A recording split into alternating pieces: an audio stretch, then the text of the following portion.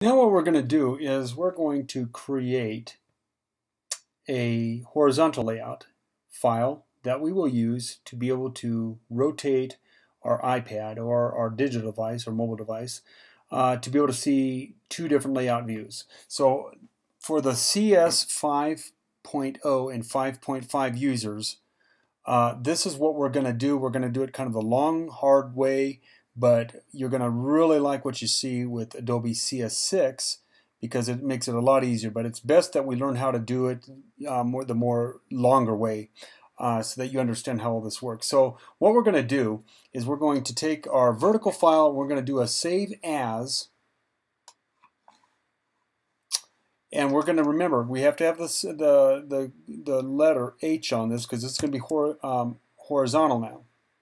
And we will call this and leave it, and we're going to keep it all in the same folder, in our projects folder where we have our InDesign workshop. What we want to do is put it in our InDesign or iPad InDesign file, and it'll be a CS6 document or whatever. For just don't change the format on that, but we're going to make, the only thing that's going to change is we're going to have the H instead of the V.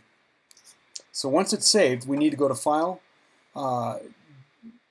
Document Setup, and we will go horizontal, and you'll see that if we click on this, it's just going to change the specs.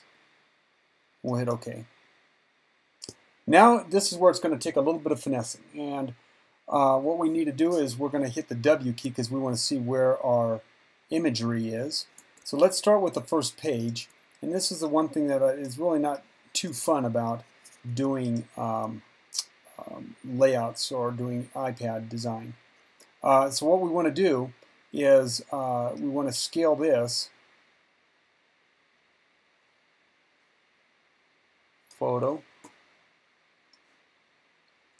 up that way, and what I'll do is I'm going to click on the open cursor to, and I'll select that folder.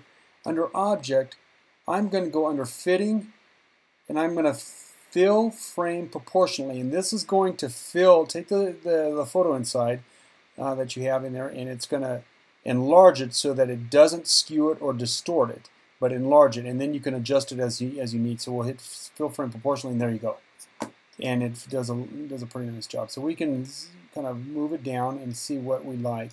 I'll play with that for right now, just for the sake of the exercise. We'll take this file, and we're going to just, again, we're going to have to do a little bit of work here. It's not, I don't necessarily like having to do that, but it's what we got to do if you don't have CS6. So let's say we go this way, and let's keep within our borders. And I'll take this, move it up, and we'll do that with it. So I'm going to go on and finish, and then as we come back, we can see all the layout, and then we'll get ready to publish all this and export it. But you're going to have to go through and adjust all of your layouts a little bit. Okay?